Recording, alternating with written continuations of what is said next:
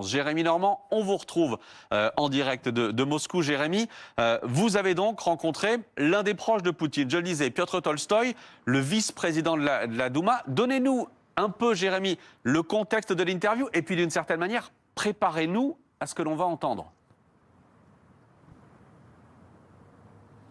Plusieurs jours de négociations parce que Piotr Tolstoï n'aime pas lorsque ce n'est pas en direct. Il dénonce évidemment la censure qui serait en vigueur chez nous. Il avait jusqu'ici échangé sur notre antenne de façon directe en visioconférence. C'est la première fois qu'il s'exprime avec une équipe française venue ici de façon enregistrée. Il a accepté de nous rencontrer juste ici où on se trouve avec Étienne Grelet. En toile de fond, le Kremlin et la place rouge où justement Vladimir Poutine s'est exprimé au lendemain de sa réélection triomphale. Voilà le lieu de la rencontre. Pour l'atmosphère et l'attitude, vous allez voir que c'était très glaçant, très dérangeant. Cet homme est sûr de ce qu'il pense, il est la France et il nous souhaite beaucoup de mal si nous étions à envoyer les Français en Ukraine nous battre. On va écouter ce qu'il avait à nous dire. Et voici donc la première partie de cette interview. Bonjour Monsieur Tolstoï.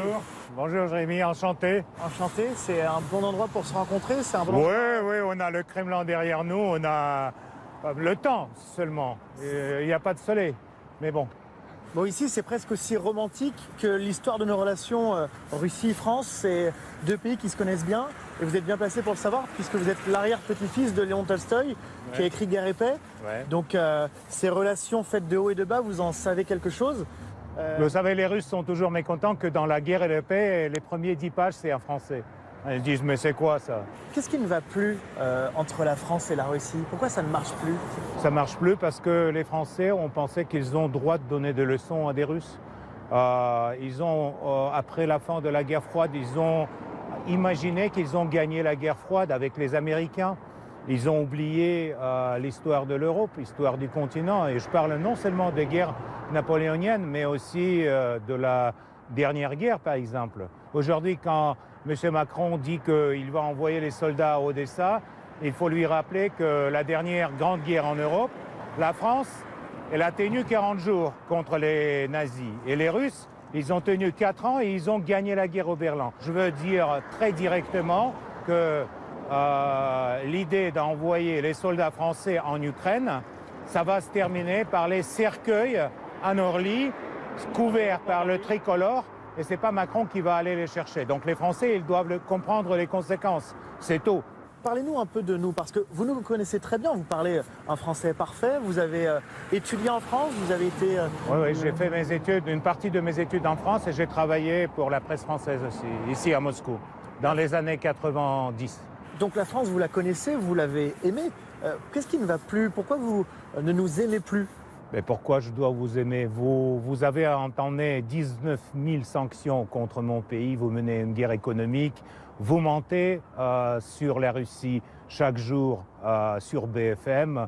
Donc c'est la réaction d'un amoureux déçu? Non, mais vous distribuez les narratifs sur la guerre en Ukraine qui sont complètement, pour nous, impensables. Les choses et toutes les provocations qui, durant ces 2 ans, ont déjà passé dans la presse contre la Russie et qui font l'image des Russes comme les gens qui mangent les enfants le matin. Donc, écoutez, on aime bien la France et les Français, mais on ne peut pas accepter ça. Qu'est-ce qui a déraillé dans notre modèle? Vladimir Poutine érige le modèle russe en opposition avec le modèle d'un Occident qui serait décadent. Qu'est-ce qui est décadent chez nous, Français? Regardez votre gouvernement. Est-ce qu'on peut vraiment, à 21e siècle, penser que ce n'est pas décadent d'avoir des gens si spéciaux Qu'est-ce que vous entendez par là? Gouvernement? Mais Vous faites référence au fait que notre Premier ministre Gabriel Attal est ouvertement homosexuel? Je fais référence qu'aujourd'hui, la France est gouvernée d'une partie par les pervers. Tout simplement. Alors, être homosexuel, c'est être spécial, voire pervers? Tout à fait. Pour nous, oui. Absolument. Mais c'est pas... Donc il n'y a pas d'homosexuels en Russie? Non, et bien sûr, il y en a. Mais il n'y en a pas dans le gouvernement. Est-ce qu'ils sont protégés? Est-ce que les homosexuels en Russie peuvent vivre librement et protégés par le gouvernement? Bien sûr, leur vie privée est protégée, mais ils n'ont pas droit à la propagande ouverte de leur mode de vie. Le fait qu'on ait un Premier ministre ouvertement homosexuel, Gabriel Attal, pour vous, ça fait partie de cette décadence que vous décrivez en Occident? C'est être homosexuel, c'est un problème? Ben, écoutez, non, c'est la dégradation des leaders européens. Regardez aujourd'hui avec qui on doit avoir l'affaire, avec Scholz, avec Macron, avec Borrell, etc. Donc ça, c'est des gens qui n'ont pas même l'idée de leur parole. Ils ne peuvent pas tenir la parole. Qu'est-ce que vous aimiez chez nous que vous ne retrouvez plus? Vous qui avez été si souvent en France, qu'est-ce que vous aimiez en France que vous ne retrouvez plus aujourd'hui? Bah, écoutez, j'aime bien la France, j'aime bien la culture, je regrette beaucoup que je ne pourrais pas amener mes enfants à Louvre, je ne sais pas, montrer Paris, etc. Oui, parce que vous voulez plutôt envoyer une bombe nucléaire à Paris en ce moment, c'est plutôt ça le discours. Bien sûr. À la télévision russe, on calcule la durée qu'il faudrait pour un missile nucléaire pour arriver à Paris. Non, 2 minutes, selon Soloviev. Pas 2 minutes, un peu plus, mais...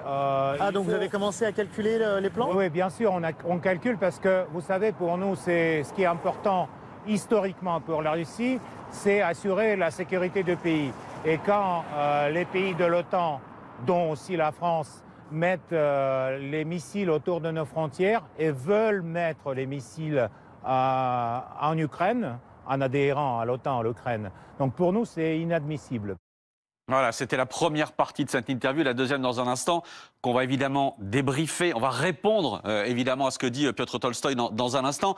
Mais Jérémy Normand, je reviens à vous à Moscou. Tout y est dans cette première partie. La décadence de l'Occident, l'homosexualité de Gabriel Attal, les mensonges de Paris et de BFM au passage, et la menace nucléaire. On a un condensé, on a un best-of, si je puis dire comme ça, de la propagande russe. Ouais, mais c'est un sprinter, c'est-à-dire qu'à peine les caméras allumées, les poignées de main adressées, il a engrangé ce flux, ce flot de menaces, d'insultes, d'invectives. Évidemment, notre rôle, c'est, en lui donnant la parole, c'est de lui apporter la contradiction, de rétablir les faits. Donc c'est ce qu'on a essayé de faire, mais vraiment, on sent son agressivité. Et il a vraiment envie de faire passer ce message extrêmement menaçant quand il nous donne la durée plus précise que mettrait un missile nucléaire à arriver à Paris. Bon, c'est dit avec un sourire glaçant. Je pense qu'on le sent tous lorsqu'on regarde cette image. Il sait que son français parfait nous déstabilise. Il sait que son expérience de notre culture peut aussi jouer. Vraiment, c'est la voix du Kremlin pour nous, Français. Et c'est exactement dans cet état d'esprit qu'il a accepté de nous dire toutes ces horreurs. Et on va voir ensemble la deuxième partie de cette interview, tout particulièrement sur la situation en Ukraine et sur l'éventualité d'un envoi de troupes françaises. Bon, on a vu, on a entendu ici, traduit en russe, les mots d'Emmanuel Macron. Vous suivez de près ce que dit le président français, plus que ce que dit par exemple le chancelier allemand. Qu'est-ce qui, dans les mots d'Emmanuel Macron aujourd'hui, hérisse le poil du pouvoir russe? Il est le premier entre leaders européens qui a directement évoqué l'envoi des soldats au sol en Ukraine. Et ça, c'est une déclaration qui est pour nous très inquiétante parce que ça nous approche à la Troisième Guerre mondiale. Carrément, parce que... Et c'est vous qui parlez de cette Troisième Guerre mondiale, pas nous les Français. Bien sûr, vous les Français qui voulez venir avec les soldats à Odessa, une ville russe, vous les Français êtes en train de provoquer la Troisième Guerre mondiale. Parce qu'après, je ne sais pas, 300, 400 Français tués, votre président, il sera dans la piège. Il devrait soit accélérer l'histoire, soit augmenter la présence de troupes, soit retirer les troupes. Vous dites qu'Odessa est russe. Le gouvernement, le Kremlin dit aussi que le Donbass est russe et d'ailleurs la majeure partie de l'Ukraine serait russe. Historiquement, bien sûr, personne ne conteste la culture commune entre ces terres et la Russie. C'est pas la culture commune, c'est la même culture parce que c'est le même peuple. Mais moi, en tant que journaliste, je me suis rendu en Ukraine depuis le début de la guerre. J'ai rencontré des Ukrainiens et tous me disent leur volonté de rester à l'écart de la Russie, de garder leur indépendance, de rester ukrainiens et non pas de devenir russes. Est-ce que vous entendez cette voix des Ukrainiens qui vous disent « laissez-nous tranquilles, on veut être indépendants ». On a pendant 30 ans attendu que ces Ukrainiens arrêtent de faire des bêtises contre les 20 millions de Russes qui vivaient en Ukraine, de leur interdire leur langue, de leur interdire l'éducation en russe, de interdire l'histoire, d'ailleurs, commune qu'on a l'Ukraine et la Russie. L'Ukraine, c'est mon pays. Mon arrière-grand-père était le maire de Kiev. C'est mon pays. Et je ne veux pas que mon pays devienne un pays nazi, comme aujourd'hui. Mais les choses changent. Je ne veux pas que mon pays parle une autre langue. Et je ne veux pas que mon pays sera en base de l'OTAN pour les missiles contre mon pays. Et je ne veux pas que mon pays, Ukraine, restera sous la dictature des pays occidentaux et de l'OTAN. L'Ukraine n'existera jamais dans les frontières qu'il y avait avant la guerre. Point. N'existera jamais. Pour nous, c'est une question existentielle. Et on ne va pas arrêter. On ne va pas retirer les troupes. On ne va pas faire semblant qu'on est... on ne croit pas, on ne croit plus aux accords avec les Européens, on ne croit plus aux accords avec les Américains.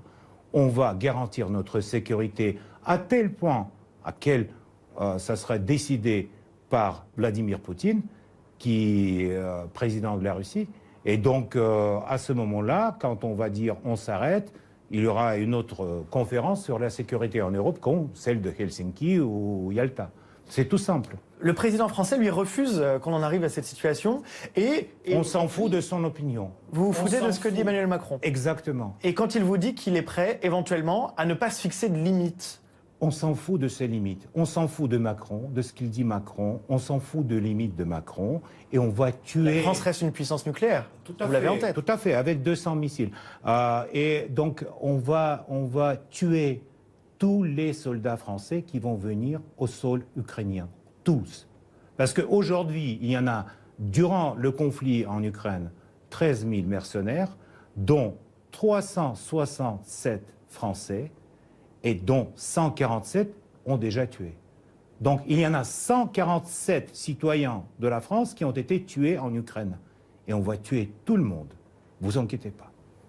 Bon, voilà pour cette interview. On s'inquiète un peu quand même. Oui, on est d'accord qu'on s'inquiète un peu.